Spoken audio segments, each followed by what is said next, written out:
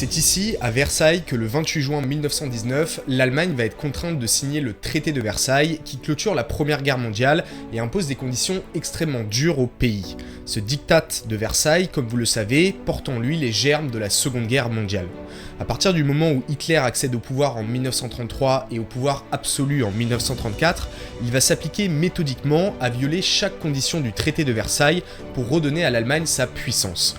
Il le fera de manière très habile en manipulant la France et l'Angleterre et en jouant sur leur ressort émotionnel. La France et l'Angleterre vont répondre à chaque fois par la passivité et même le déni, alors qu'elles auraient pu légitimement intervenir et empêcher l'éclatement de la Seconde Guerre mondiale. La vidéo est chapitrée, alors n'hésite pas à aller directement sur la partie qui t'intéresse. Bonne vidéo.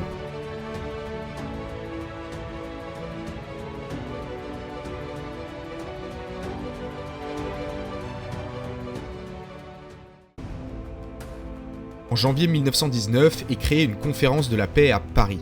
Les négociations du traité de Versailles commencent pour décider du sort des vaincus de la Première Guerre mondiale. Les négociations sont difficiles. La France veut mettre l'Allemagne à genoux, l'Angleterre veut au contraire la ménager pour préserver l'équilibre des forces en Europe et empêcher l'émergence d'une France trop forte. Les États-Unis rêvent d'un monde pacifié grâce à la Société des Nations, l'ancêtre de l'ONU, et l'Italie est opportuniste et réclame des territoires qu'elle n'aura d'ailleurs pas. L'Allemagne, elle, n'a pas sa voix au chapitre et est tenue à l'écart de toutes ces négociations. Le projet de traité est envoyé à l'Allemagne le 7 mai 1919. Elle émet des contre-propositions le 29 mai qui toutes sont rejetées. L'Allemagne proteste mais finit par céder sous la menace d'une reprise de la guerre et le 28 juin 1919, elle signe le traité de Versailles dans la Galerie des Glaces en compagnie de 27 délégations. Versailles est alors le centre du monde. Les signataires allemands sont Hermann Müller, le nouveau ministre des Affaires étrangères, et Johannes Bell, le ministre des Transports. C'est une cérémonie humiliante dont l'Allemagne gardera un profond ressentiment. Les deux ministres sont escortés par des gardes alliés et doivent passer devant des soldats alliés aux gueules cassées.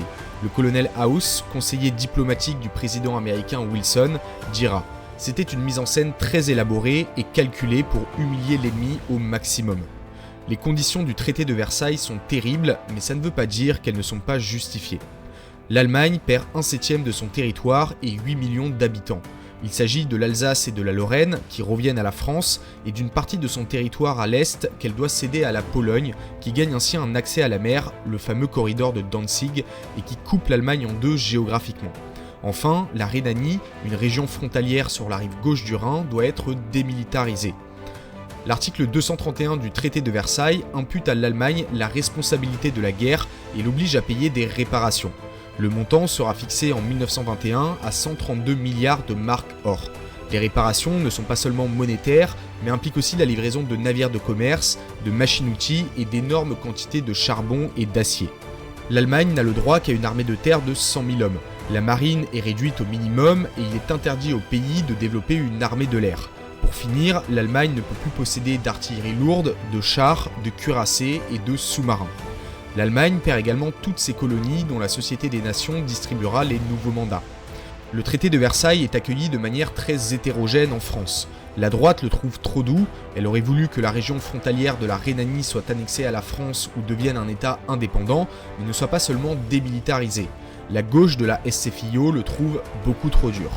Quant au peuple français, il n'a globalement qu'une demande, que l'Allemagne paie et vite. La France est en effet dévastée matériellement et humainement et l'économie peine à redémarrer. Des personnalités très influentes prennent aussi position, comme le déjà célèbre économiste John Keynes qui écrit au cours de l'été 1919, juste après la signature, les conséquences économiques de la paix. Il affirme que les réparations exigées à l'Allemagne, en plus d'être exagérées au regard des dégâts en France, auront des effets délétères sur l'économie allemande qui se retrouvera très probablement en incapacité de rembourser.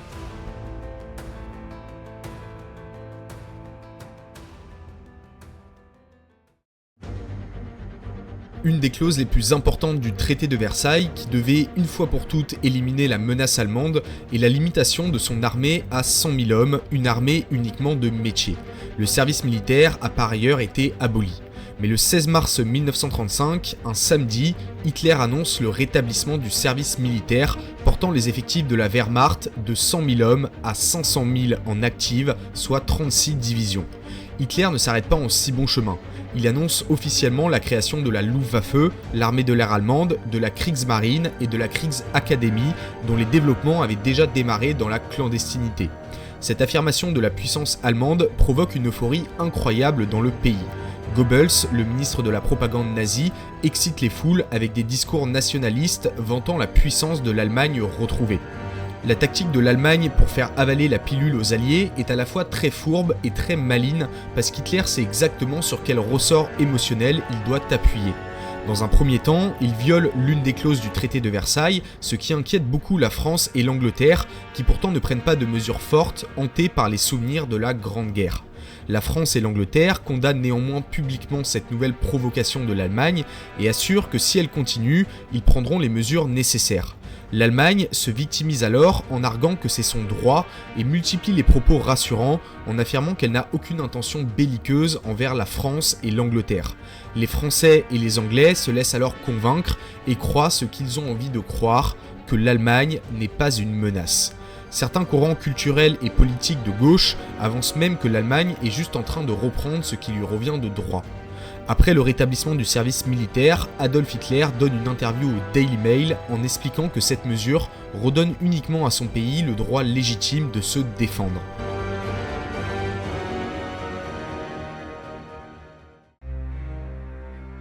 C'est sans doute la violation la plus grave du traité de Versailles. La démilitarisation de la Rhénanie, cette région frontalière allemande sur la rive gauche du Rhin, est primordiale pour la sécurité de la France. Elle constitue une zone tampon protectrice. Les équipements militaires allemands sont maintenus sur la rive droite du Rhin et en cas de conflit, le passage sur la rive gauche sera long et laborieux, ce qui laissera le temps à la France et à ses alliés de s'organiser. Le maréchal Foch, en 1918, avait averti prophétiquement lors des négociations du traité de Versailles « Sans la rive gauche du Rhin, ce n'est pas la paix, c'est un armistice de 20 ans ».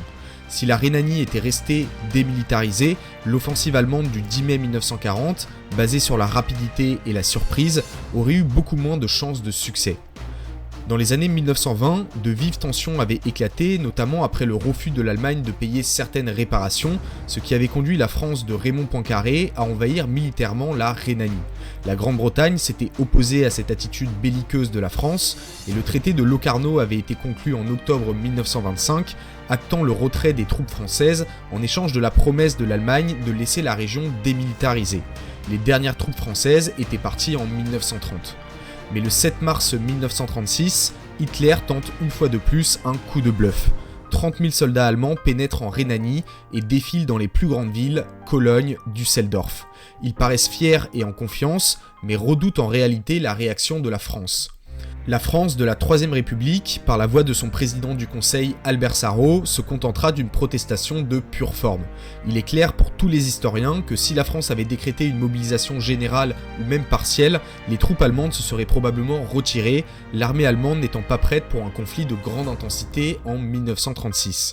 Le chef d'état-major allemand Jodl, à la fin de la guerre, confiera qu'à cette date, l'armée de couverture française à elle seule aurait pu nous anéantir. Mais la France est préoccupée par ses affaires intérieures. Nous sommes à la veille d'élections législatives et les objectifs individuels de carrière de quelques députés sont bien plus importants que la sécurité nationale. Pour le Front populaire qui est favori dans cette course à l'Assemblée et qui a fait du pacifisme son principal thème de campagne, une mobilisation générale serait très malvenue et pourrait lui faire perdre de précieuses voix. Les courants culturels et politiques de gauche sont toujours aussi influents. Le Canard enchaîné titre à propos de l'affaire de la Rhénanie « L'Allemagne réoccupe l'Allemagne ». Une fois de plus, Hitler se montre rassurant envers la France et l'Angleterre en affirmant que le dernier problème de l'Allemagne est désormais réglé.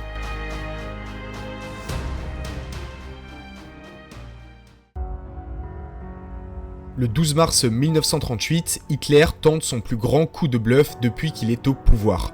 En réalité, il n'est pas rassuré du tout et redoute la réaction de la France et de l'Angleterre, qui sera une fois de plus uniquement orale. Les troupes allemandes pénètrent en Autriche pour réaliser l'annexion du territoire au sein d'une grande Allemagne réunifiée. C'est l'Anschluss, la première expansion territoriale allemande, qui était l'une des priorités d'Hitler, exprimée dès la première page de Mein Kampf. Revenons un peu en arrière. En juillet 1934, les nazis autrichiens tentent un coup d'État en s'emparant de la chancellerie de Vienne. Ils assassinent le chancelier Dollfuss. Mais le soulèvement est mal organisé, c'est un échec. La répression est alors sévère et un gouvernement autrichien de droite prend le pouvoir et muselle le parti nazi en Autriche. Mais ce n'est pas du tout au goût d'Hitler qui resserre l'étau. Hitler met sous pression le nouveau chancelier autrichien Kurt von Schöchning en tentant de le pousser à la démission et de le remplacer par un cadre du parti nazi autrichien, Seyss Inquart. Hitler envoie un ultimatum au chancelier autrichien von Schöchning exigeant sa démission et commence à masser des troupes allemandes à la frontière autrichienne. Von Schöchning finit par se soumettre à l'ultimatum. Parallèlement, les Allemands fabriquent un faux télégramme signé par le nazi autrichien Seyss Inquart appelant Hitler à l'aide. Le 12 mars, des milliers de soldats allemands entrent en Autriche sans rencontrer de résistance. Le chancelier sortant a donné l'ordre à l'armée autrichienne de se retirer et de ne pas combattre. Un mois plus tard, un référendum sur le rattachement à l'Allemagne est approuvé à plus de 99%, bien sûr dans des conditions opaques et sans doute truquées. C'en est fini de la République d'Autriche qui était née des décombres de l'Empire austro-hongrois 20 ans plus tôt. C'est une violation flagrante du traité de Versailles qui interdisait formellement l'union de l'Allemagne et de l'Autriche. L'article 80 du traité disait « L'Allemagne reconnaît et respectera strictement l'indépendance de l'Autriche dans les frontières fixées par le présent traité. Elle reconnaît que cette indépendance sera inaliénable si ce n'est du consentement du Conseil de la Société des Nations. »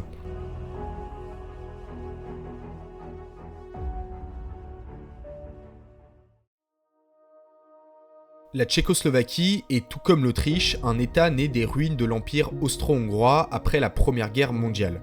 Tout comme l'Autriche, le traité de Versailles interdit formellement par son article 81 à l'Allemagne d'avoir des prétentions territoriales sur ce petit État. Mais c'est évidemment le plan d'Hitler. La région ouest de la Tchécoslovaquie, les Sudètes, abrite une importante minorité allemande. Les habitants se revendiquent linguistiquement et culturellement comme allemands. C'est aussi la région la plus riche et la plus industrialisée du pays.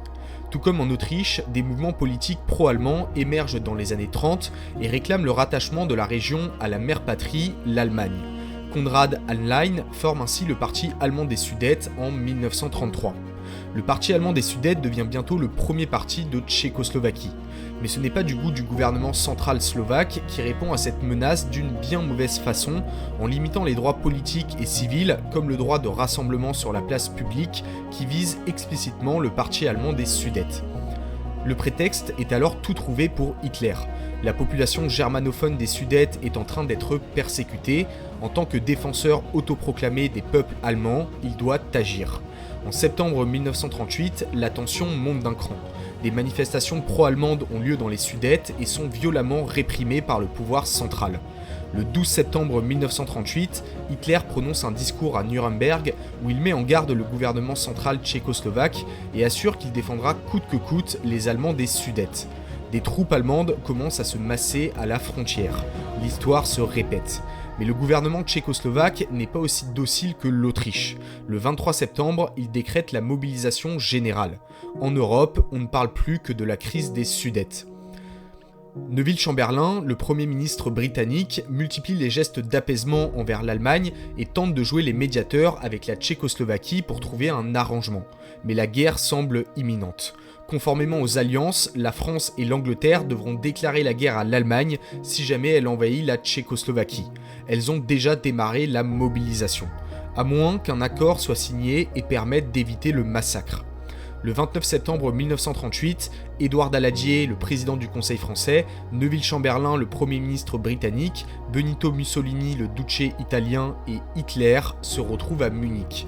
Cette conférence n'a rien d'une négociation et Hitler obtient finalement l'accord de la France et de l'Angleterre pour annexer la région des Sudètes.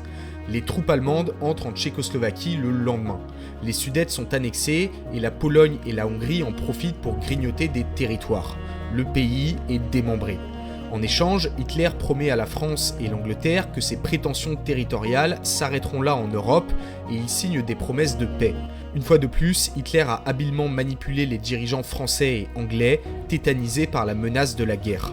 L'Allemagne ne fait qu'annexer légitimement une région qui veut être rattachée et n'a aucune intention belliqueuse envers la France et l'Angleterre.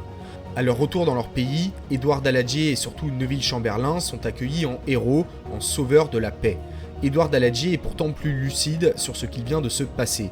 Il sait qu'ils se sont fait manipuler une fois de plus et qu'ils ont lâchement abandonné leurs alliés.